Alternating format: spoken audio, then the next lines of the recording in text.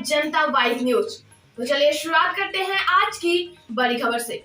उत्तर प्रदेश के जनपद गाजियाबाद की सबसे बड़ी नगरपालिका कही जाने वाली लोनी नगरपालिका में फिर छिड़ा राजनेताओं में बड़ा घमासान। आपको बता दें कि ओबीसी मोर्चा के जिलाध्यक्ष सतपाल प्रधान द्वारा प्रेस वार्ता की गई। इस दौरान उन्होंने पूर्व नगरपालिका अध्यक्ष मनोज धामा व मौजूदा नगरपालिका अध्यक्ष रंजीता धामा पर गंभीर आरोप लगाते हुए कहा कि नगरपालिका में चेयरमैन पति व उनके रिश्तेदारों का पालिका के कामकाज में दखल देना शासनादेश का स्पष्ट उल्लंघन माना जाता है। लेकिन रंजीता धामा के पति मनोज धामा, जो कि अपराधी प्रवृत्ति के हैं, जिन पर 1 दर्जन से अधिक मुकदमे दर्ज हैं, उनके द्वारा नगरपालिका में आकर ठेकेदारों व कर्मचारियों पर भ्रष्टाचार के लिए दबाव बनाते हैं, जो कि शासनादेश के उल्लंघन एवं सरकारी कार्य में बाधा है।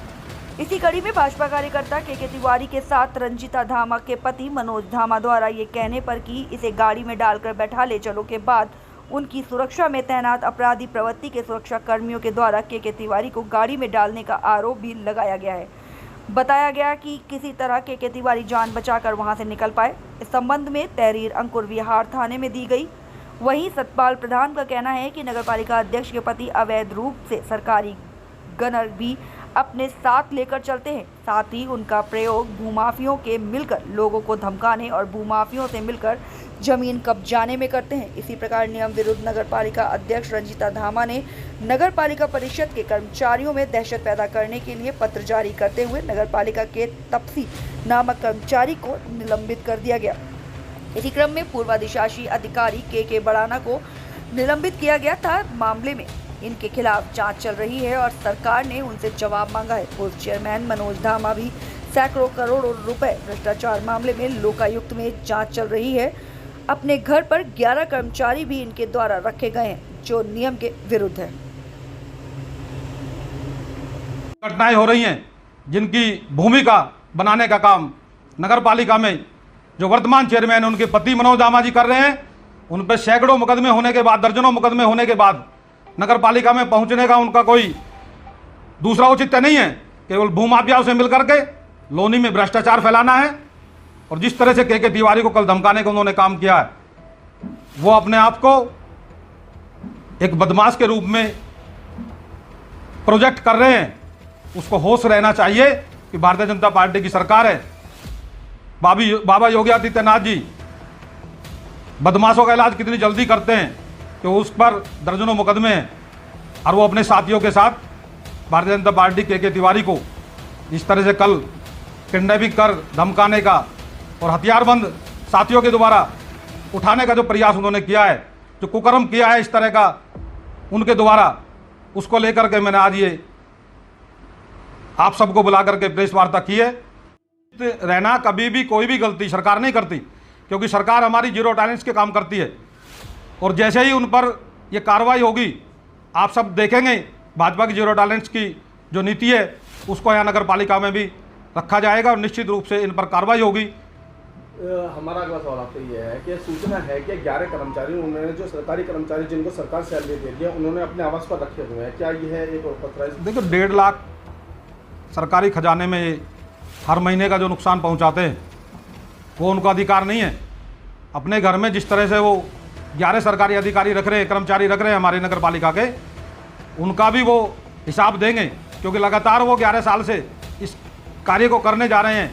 और जिस तरह से लगातार अभी भी जारी है, 11 कर्मचारी उनके सफाई कर्मचारी नगर पालिका के उनके घर पे काम करते हैं, तो वो सब जो लगभग 1 से 1.5 लाख रुपया खर्चा है उसको वो भरने का काम करेंगे। और लगातार अनेकों भ्रष्टाचार के कार्य नगर पालिका में होते आए हैं। जो मुख्य मुद्दे हैं नगर पालिका लोनी के, लोनी की जनता लोनी से जल निकासी का मुख्य मुद्दा मानती थी। और हम जब चुनाव आए तो हर जगह, केवल हर गली हर मोहल्ले में एक ही बात आई थी कि लोनी की जल निकासी, जो 10 वर्षों से इन्होंने नगर पालिका को भ्रष्टाचार का अड्डा बना लिया था, उससे मुक्ति दिलाने की जनता ने आवाज़ उठाई थी। और अनेकों ऐसे मुद्दे लोनी के हैं जिनमें सबसे बड़ा मुद्दा जल निकासी का था। और जल निकासी से कहीं ना कहीं ध्यान भटकाने के लिए आए दिन ऐसे कुकर्म वो करते हैं। इस तरह के जो मैं धारा दी थी, तहरीर दी थी, उसके आधार पर मुकदमा पंजीकृत नहीं हुआ। मनोज धामा जबकि मेरी खोजबीन में आया था, ढूंढने खुद निकला था, उसका इसमें नाम कार्य से हटा दी गई है, उसका नाम जोड़ा जाए इसमें। और जो धाराएं बनती है उस पर मुकदमा पंजीकृत किया जाए। तिवारी जी, आप बीजेपी सरकार के कार्यकर्ता हो बीजेपी के, और उसके बाद भी आपका शोषण हो रहा है, कैसा महसूस करते हैं? उनका यही मेन उद्देश्य है कि बीजेपी जितने कार्यकर्ता उनको डरा धमकाया जाए, नगर पालिका में आएंगे नहीं, क्या मांग सरकार बदनाम होगी। क्योंकि हम लोग क्षेत्र की समस्या को लेकर, जनता की समस्या को लेकर कार्यकर्ता है पार्टी के, इसलिए नगर पालिका जाते हैं। उनके गुरु को धमकाने का इसलिए कार्य कर रहे हैं। किस मामले को लेकर धमकाया गया था आपको? हमें तो चुनावी रंजिश थी। कुछ उनके गुरु के ने उल्टा सीधा लिखा था, मेरी माता को गाली दिया था, मैंने उनको जवाब दिया था उसका। उसी रंजिश को लेकर कल मेरे साथ ये अभद्र व्यवहार किया गया। मुझे कितने पीने नीचे बेसमेंट में योगेंद्र जो है योगेश जी है, वो आके मेरा हाथ पकड़ता है, साइड खींचता है।